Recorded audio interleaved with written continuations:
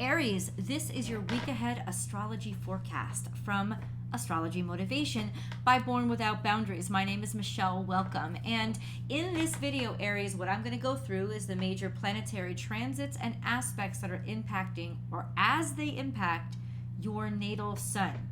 Now, I don't know where your natal sun is located, but I'm going to break Aries up into three groups by the decan. What is a decan? A decan is a group of 10 degrees. So if you are born between, or you know that your natal sun is between 0 and 10 degrees Aries, you are decan 1 or Aries 1. If you have been born, or your natal sun is between 10 and 20 degrees Aries, you are decan 2 or Aries 2. And if your natal sun is between 20 and 29 degrees Aries, you are decan 3 or Aries 3. And so now you know in and around what is going to be impacting your natal sun based on those placements. Please listen to the whole video, because honestly, it's y'all. Y'all are telling me that that you're telling me that in the comment section that, hey, Michelle, I'm relating to another decan. It's probably because it's right near your decan, or you're on the cusp. Your sun is on the cusp of it. So yeah, listen to the whole video, because you never know what you're actually going to relate to. But this is to drive it down and help you focus and make things as specific as I possibly can without personally seeing your chart. I'm going to start very, very broad with the stuff that's important this week that's happening, that'll affect everybody, and then we'll dig down into the stuff that's specifically, or how it's specifically affecting Aries, and then we'll move on to the decans and all of those specifics. So let's begin, shall we? All right, Aries. What is impacting the sort of the big aspects happening this week? We start off the week with a grand square, is what I call it. It's sort of a box in the sky, because the moon is going to be in direct opposition to Pluto. And so that forms a direct opposition, and a cross. It forms a direct cross to the nodes, because the moon right now, Pluto, is square to the north and south node. It is at 0 degrees Aquarius, square to the north and south node, which are at 4 degrees. North node is in Taurus, south node is in Scorpio. So when the moon is transiting and moving through Cancer, when it gets to the very, very end of Cancer as it transits into Leo, it is going to be in direct opposition to the 0 degree mark on the 0 degree Pluto. And it'll also be square to those nodes. Why is this important? I usually don't bring a lot of attention to where the moon is, because it moves on really quickly. So usually when it comes to the moon, I only will bring it to everybody's attention. Cancerians' attention, yes, but everybody's attention, no, normally not, unless it's a new moon or a full moon, right? But this is going to form for a moment in the sky for a couple of hours today, if you're watching this on Thursday. Oh, I'm sorry. This is covering March 30th to April 5th. But I said that in the thumbnail and down below in the title. So if in case you guys were confused, it's March 30th through April 5th. So here we are on March 30th. Today is a big day because of Pluto interacting with the moon. Opposition between Pluto and the moon is always emotional. So there'll be some major emotional impact today, and it's also square the nodes, which in some ways is like the moon interacting directly with Pluto. There's just almost kind of be like a psychic wave that makes you feel what's about to come. Or kind of what I wrote down here, an emotional day about the direction of your own life, or who you are versus who you are becoming. So there'll be some sort of episode or indication of that. Could be even a global breakthrough, because it's impacting Pluto, because Pluto is involved, and so are the nodes. The sense of that twist or that turn of which direction we're going, and there being at least a psychic or emotional indicator or understanding. I honestly can't wait till Leo gets directly in opposition to Pluto, and I really hope that it's still in square to those nodes. I don't think it will be, though, because the nodes are about to head into Aries and Libra, so I have to check the charts. But I just know that this day might be one of the clearest days that we get to really get a preview of what is to come and the changes that are coming in that little moment of time when the moon is creating that grand square in the sky. So just be particularly conscious of those sort of psychic messages or intuitive understandings or emotions that run through you that day, because there is a shift and there is a change happening. I can guarantee it. So we also have Uranus conjunct Venus most of this week. It goes till about it's perfect today or Thursday, March 30th. It's in perfect conjunction. And by Monday, they'll still be in conjunction with each other. By Tuesday, it'll start to move on a little bit. So only toward the very end of the week does the conjunction start to break up between the two of them. And that is going to impact everybody, just because there's kind of like weirdness and love in the air and surprises when it comes to financial breakthroughs, maybe difficulties, strange things that you wouldn't expect, because Uranus loves to surprise you, but Venus is always consistent in what she focuses on. So she's all about looks and luxury and sumptuousness and sensuality, and she's all about money, she's all about value, she's all about attraction. So it's those things that are going to shock you or surprise you, and it could definitely have an impact on your social life, could have an impact on just who we're attracted to, it could have an impact if you're in a relationship. Just expect a little bit of weirdness around finances and sensuality through Monday, Tuesday of this coming week. Just an FYI. And for those of you that it's going to impact directly, I'll get to that when I get into the deckhands, okay? I'm headed there, don't you worry. So let's talk about what really impacts Aries specifically. What I always like to look at is, where is your ruling dignitary? Where is it? What house is it in? Not what house is it in. What zodiac sign is it in? And how is it going to impact you guys because of that? So Mars is in Cancer, and I'll tell you this right now. Mars in Cancer is extremely passive aggressive. It doesn't get things done directly. It always kind of circumnavigates stuff and tries to push it. It's almost like, let's put it this way, it's almost like driving a boat. Not like driving a car, right? Because if you put the brakes on a boat, it keeps moving forward. You have to be more passive aggressive with a boat and know how to push the water. That's how you make a boat work. You push the water around it so that it runs. And that's how Mars moves or creates momentum in Cancer. It kind of pushes other things to be in and around about where it needs to be to push forward what it is trying to act upon, but it's not direct. So it's very frustrating. And so honestly, there could be a lot of frustration for you guys for the next couple of weeks, because Mars in Cancer is nothing but frustrating. So just be aware of that. It's not going to impact people around you unless they're Aries as well. It's going to impact you. If you are feeling, why am I so watery? Why am I so emotional? Why am I so wishy-washy? Why aren't I as direct as I usually am? Because Mars is in Cancer, and that's how it's impacting you. And that's just, it's gonna be, like, I don't even know what else to say. It's just not the best position for Mars. Let's just put it that way. What else is acting upon Mars? Mars this week is going to move from 2 degrees Cancer to 5 degrees Cancer. See, he's not going to last that long. He moves pretty quickly there. Mars was in Gemini forever because of a major retrograde that Mars had. That's not happening in Cancer, so it'll move at its normal pace. So Mars is going to move between 2 and 5 degrees Cancer, which means it is going to be interacting and directly square to those Aries who are born in the beginning of Aries season. So basically, y'all March Aries, Mars is going to be directly square to your sun. What does that mean? It means watch out for your impetuousness, impulsiveness, and pop-offishness, because any square to Mars is going to, cause you to be more punchy. It's great energy.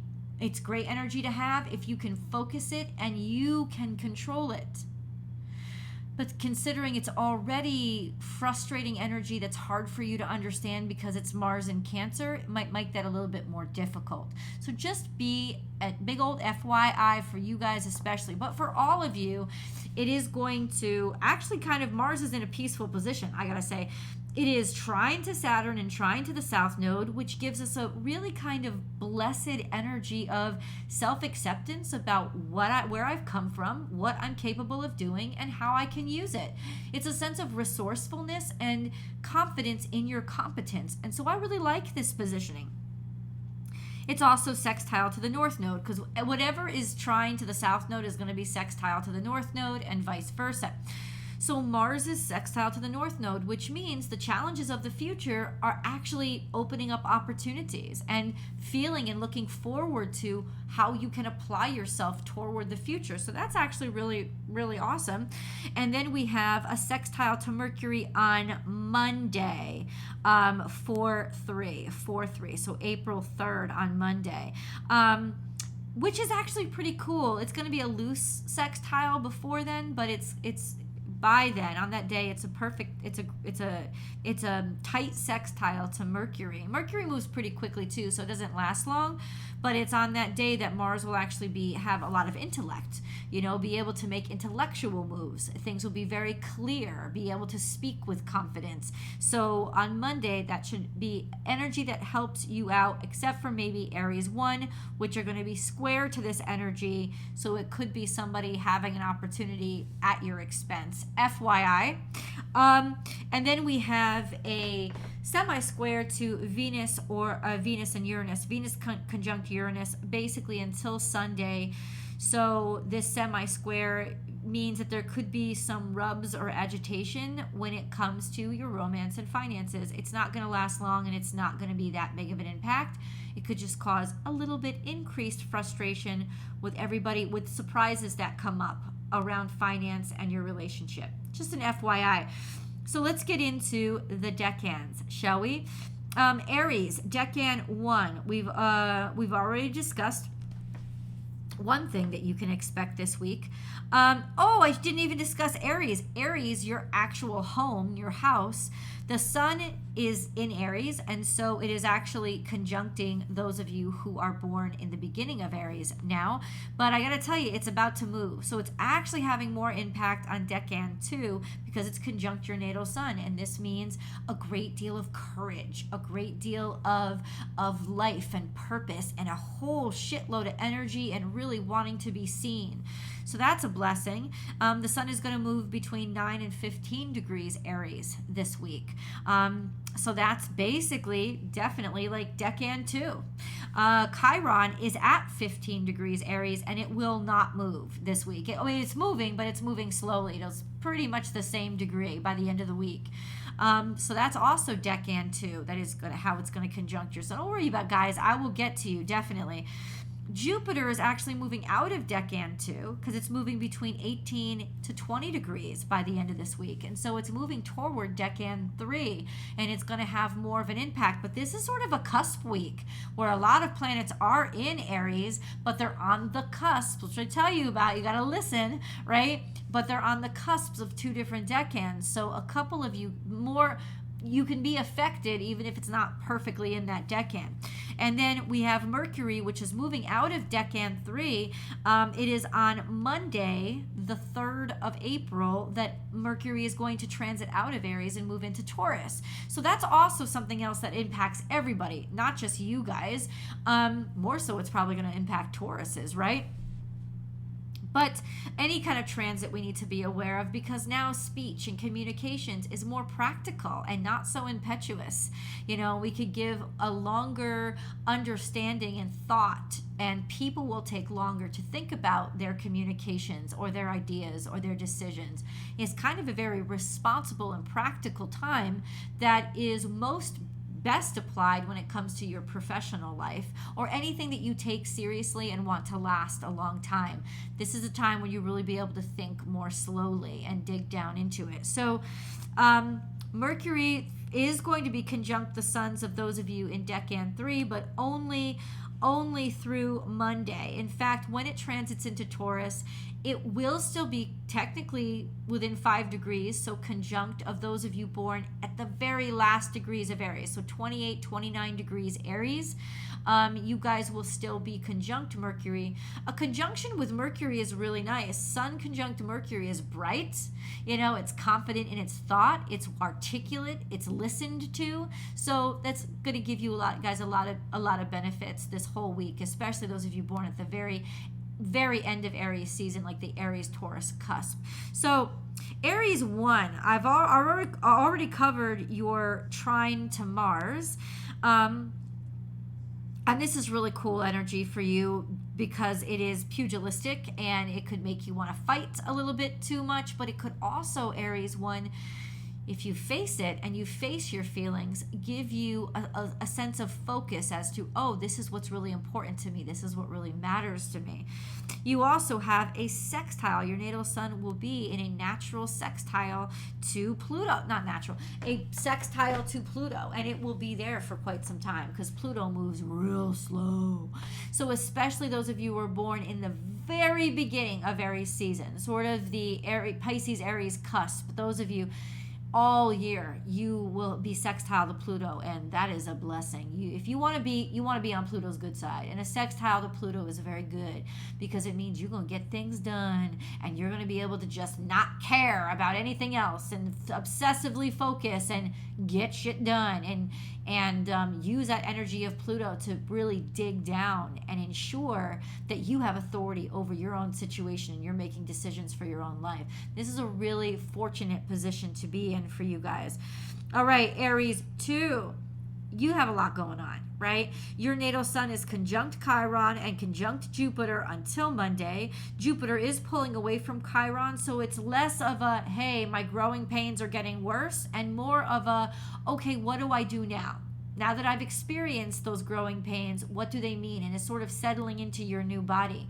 So I kind of like that energy for you right now. If you're born at the very, very, very end of the second decan, your sun will still be conjunct Jupiter, and it'll be conjunct Jupiter for a couple of more days as it enters into the third decan of Aries. And sun conjunct Jupiter is just amazing. In other words, at this point, Chiron is still impacting one group of you, but Jupiter is able to they're sort of able to impact you in different ways instead of a co-joined energy now. So Chiron conjunct your natal sun, and that's for people in and around 15 degrees Aries. It's actually you being able to be inspired by and deal with and understand why you had to go through what you went through and figure out a life purpose, or a life purpose, you have being motivated to use those lessons as part of your life purpose. And you guys have been going through that for a while now. So it could be very life-changing. And then for those of you whose natal suns are going to be conjunct to Jupiter, and that's, like I said, birthdays, I don't know, April 8th maybe to the 11th.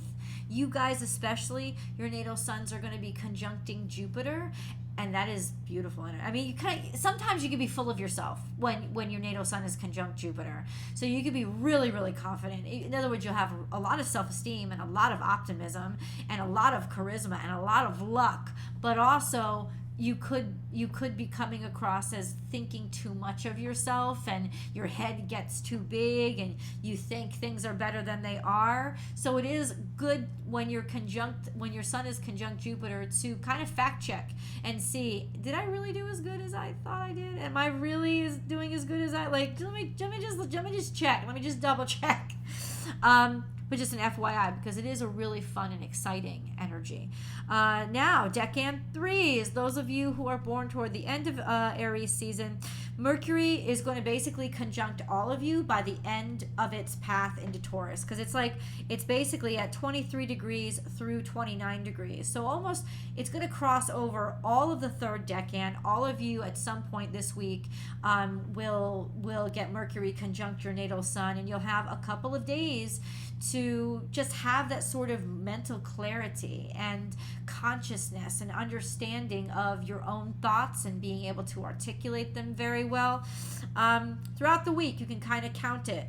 Like, this week goes from Thursday through Wednesday. So it's like those of you who are born in the beginning of the third decan, say, this is kind of guesswork, I gotta tell you, but or it's estimation work, because the dates are never fully aligned with the degrees. I guess those of you that are born between, it's kind of too much guesswork, I think. Maybe like the 11th, 12th, the 11th and 12th, 13th will be like Thursday, Friday, and then 13th, 14th, 15th, Friday into Saturday, and then Saturday into Sunday is 15th, 16th, 17th, and then, you know, a Sunday into Monday is 17th, 18th, you know, like something around there, something in and around about that, where you'll get those days of mental clarity and verbal acuity, let's put it that way. And then that's, let's see, very end, very end. Those of you born at the very end of Aries, so those of you born, I guess, in and around the 18th, 19th, 20th of April, your natal sun is going to be sextile to Saturn, but you have to be very close to the end of Aries for that to be, but because Saturn is at the very beginning of Pisces, so your natal suns are technically in a sextile to Saturn, which is also a really nice position to be in. It does also mean that your natal suns therefore would be square to Pluto, which is not a good thing to do. Like, square to Pluto is going to last a while, and it's going to mean that there could be a lot of obstructions that come in your way, or a lot of challenges that come in your way that you really can't do anything about, and you kind of just have to sort of learn patience from the situation, or that there's a sense of stubbornness about you that will make other people butt heads with you. So that could actually go on for this entire year, to be totally frank with you. But your sextile to Saturn will at least offer you career opportunities, and maybe it's that stubbornness coming from that square with Pluto that is actually helping you to push forward and take these opportunities in your career. It's all how you use the energy, right? All right. I love you guys so much, and I hope that you got some sort of insight from this video. Please head on over to Born Without Boundaries Tarot to check out your week ahead tarot card reading.